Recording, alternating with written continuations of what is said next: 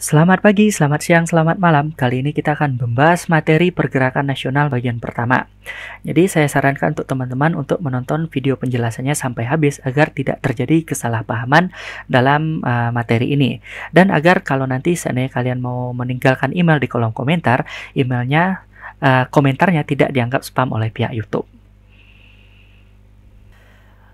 Apa saja yang akan kita bahas di materi kali ini? Yang pertama yaitu orientasi dan bentuk pergerakan nasional, yang kedua latar belakang, yang ketiga organisasi pergerakan nasional, dimulai dari Budi Utomo hingga GAPI, Gabungan Politik Indonesia.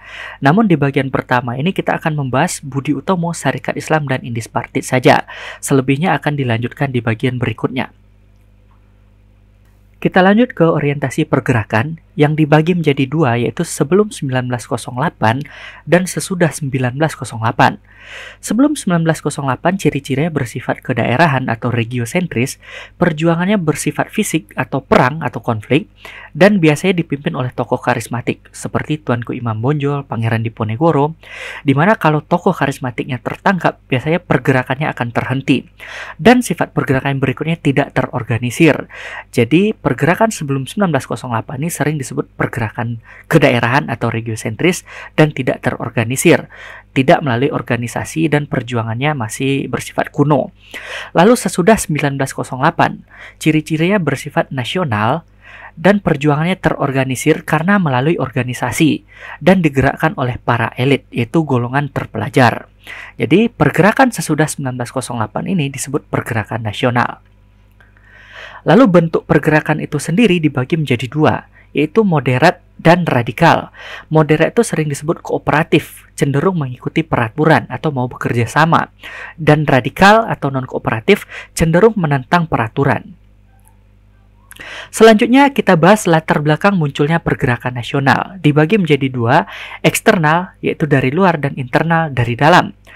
Secara eksternal, yang mendorong munculnya pergerakan nasional adalah kemenangan Jepang atas Rusia, di mana pada tahun 1905 Jepang berperang melawan Rusia memperebutkan sebuah pulau namanya Pulau Sakhalin, dan perang tersebut dimenangkan oleh Jepang.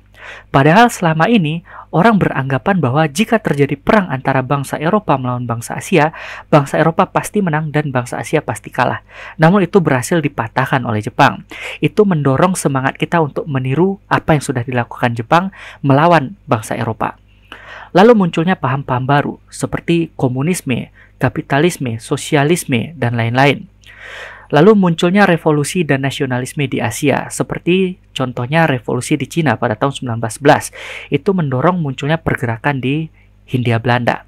Selanjutnya faktor internal, yaitu dari dalam, adalah kejayaan masa lalu, bercermin pada sejarah di mana dulu pada saat kita masih memiliki kerajaan Majapahit dan Sriwijaya, kita itu adalah bangsa yang besar, bahkan tidak ada yang menjajah kita yang menjajah orang.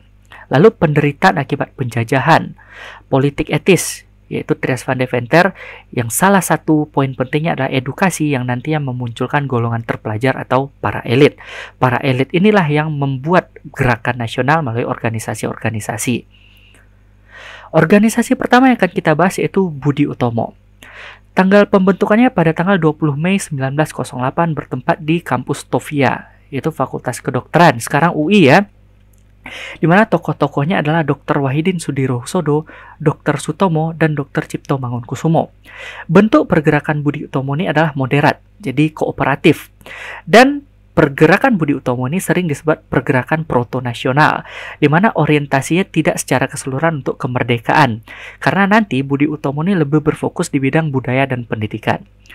Tujuan dari terciptanya Budi Utomo adalah meningkatkan martabat rakyat, terutama di kalangan Jawa, memajukan pendidikan melalui studi fonds, mendirikan sekolah pertanian, teknik dan industri, dan mengembangkan kesenian dan kebudayaan di kalangan bumi putra atau pribumi.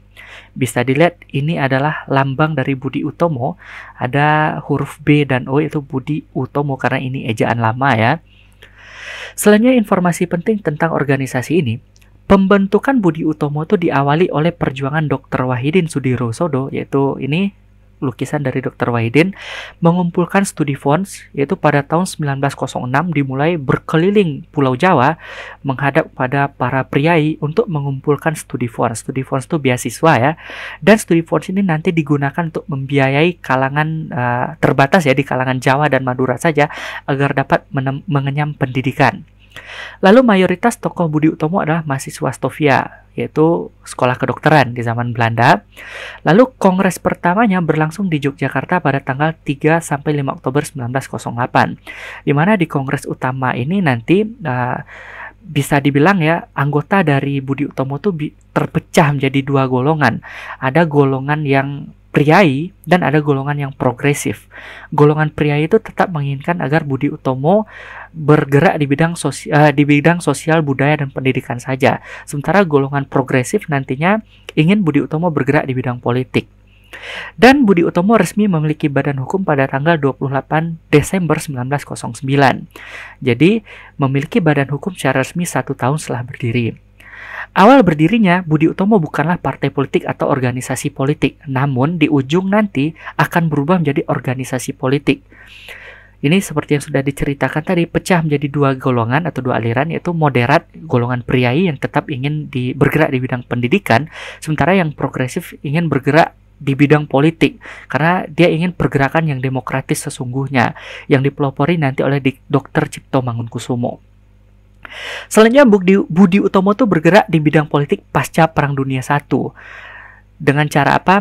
Mendukung pembentukan Indiswerbar. Indiswerbar adalah pasukan yang terdiri dari golongan pribumi yang akan membantu Belanda dalam Perang Dunia I nantinya. Ikut bergabung ke dalam Volksraad. Ini menunjukkan bahwa Budi Utomo sudah bergerak di bidang politik. Volksraad itu adalah Dewan Rakyat, kalau disetarakan sekarang semacam DPR MPR lah, dan membentuk komite nasional di dalam Volksraad, ini fraksinya ya, dan memiliki surat kabar yang bernama Darmo Kondo. Dan sekarang kita tahu bahwa tanggal berdirinya Budi Utomo diperingati sebagai Hari Kebangkitan Nasional, yaitu tanggal 20 Mei 1908. Lalu organisasi berikutnya Sarekat Islam yang dibentuk pada tanggal 18 September 1912, didirikan oleh Cokroaminoto. Hosni singkatan dari Haji Omar Said ya, lalu Haji Agus Salim dan Abdul Muiz yang terkenal sebagai seorang novelis. Salah satu novel terkenalnya Salah Asuhan ya. Bentuk pergerakan Sarekat Islam ini moderat atau kooperatif. Tujuannya memajukan perdagangan anggotanya, meluruskan ajaran Islam, dan menggalang persatuan umat Islam. Informasi penting tentang Sarekat Islam. Organisasi ini dimulai dengan berdirinya organisasi Sarekat Dagang Islam atau SDI pada tahun 1905 yang didirikan oleh Haji Samanhudi di Surakarta. Karena waktu itu terjadi persaingan perdagangan batik antara pedagang pribumi melawan pedagang Tionghoa. Karena pedagang Tionghoa datang berupa himpunan ke sini, jadi ikatannya lebih kuat. Jadi bisa dibilang mereka lebih mendominasi perdagangan waktu itu. Gak mau kalah dengan perdagangan yang dilakukan oleh bangsa orang-orang Tionghoa tadi, Haji Samanhudi pun mendirikan organisasi yang bernama SDI.